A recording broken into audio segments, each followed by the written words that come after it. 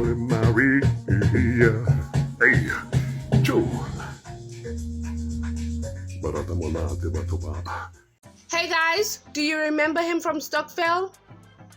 Never would I have thought he would become a TV star. Sello's rise, fall, and rise again in the entertainment industry has to be studied. Well, before we get into the ups and downs of his life, let's get into where it all began. On the 23rd of October 1970, Sello Sebotsane was born in South Africa. He was known to be an extremely talkative person, so he decided that when he finished high school, he would do a diploma in speech and drama at TUT. This is where he found his love for acting in the year 2006, and he started to get small roles. From SABC 3's One Way as Jacob to acting in Afrikaans TV show in 2007, Andres Block, to name a few. This big black guy playing different roles on TV started making an instant name for himself. He had charm, charisma, he had that thing, you know. However, he did not know that the next role he would be taking would take his acting career in an upward direction. The role that I'm talking about is the famous role of Pilisani, a sensitive rugby player who played on Stockville. Now, Stockville was a hit. It played on SABC 2 on Sundays. I remember when that famous song played, He Stockville, you knew that if your school shoes were not polished, you were in big trouble. This role truly showed how versatile he was as an actor. He moved to several theater roles and eventually even started starring in movies such as Kings of Joburg. Now, just like his professional life, his personal life was a movie indeed. He began dating Shoki, known as Celia Konutu on Skim Sam. This is another veteran actress in South African entertainment industry. They started seeing each other around 2006 to 2007. They shared their love for acting as it was one of the main things that connected each other. They were both creatives. They were married for 10 years and they have 2 teenagers currently. However, their marriage was a mess. She came out to Drum magazine around 2017, basically detailing the abuse she experienced in her marriage. She stated that he would beat her up, he would strangle her and cause so much harm that when they finally did leave, the nanny, her kids, and herself all needed therapy. She said it was so bad that she would have to sleep with a knife under her pillow. Can you imagine? She detailed how the abuse was so bad that he would do it in front of their kids, and their kids at that time was around 7 to 9 years of age. They were still quite small. And he wouldn't do it behind closed doors. He would literally just do it anyway. That's just how his anger would just start. And she remembered how one of her children, after witnessing him beat her up like a pulp, she literally went mute. Like, she stopped speaking for almost 2 to 3 months. That was how traumatic that experience was for her children. Now, when she came out with this big exclusive, it was big. A lot of people in the entertainment industry came out in support of Shoki, and this really affected Sello's acting career. He was technically blacklisted and he wasn't getting any more roles because he was labeled this abuser.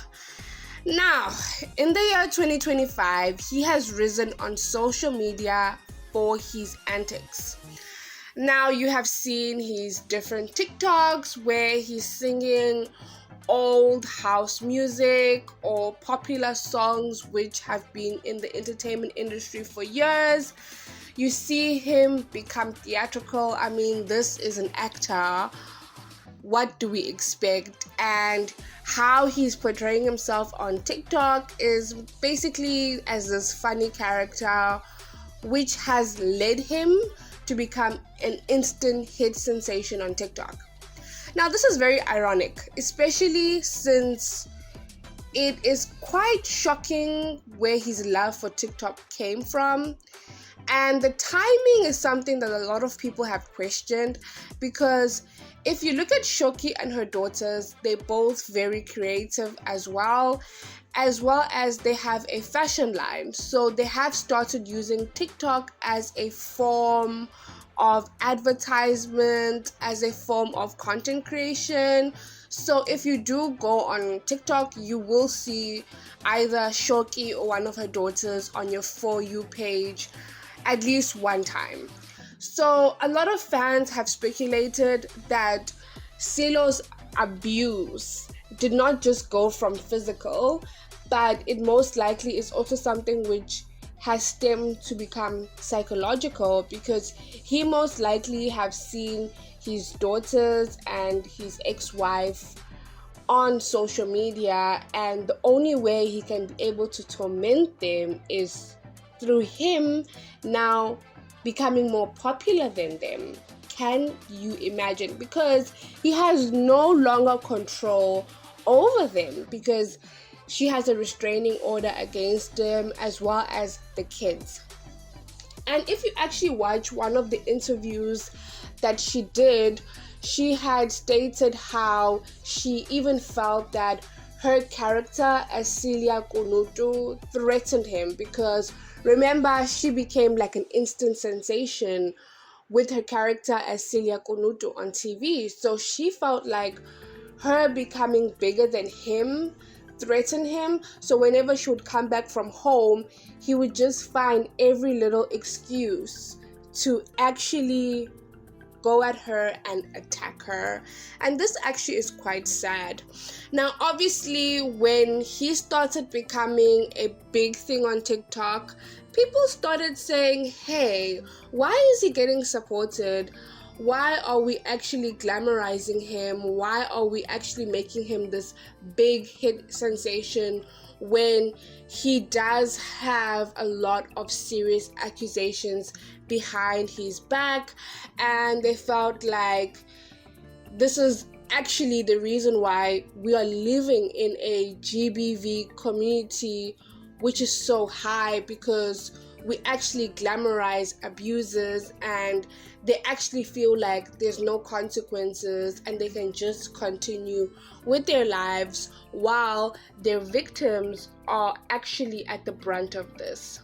Now, whether you are on Sello's side or you on Shoki's side, it does not matter.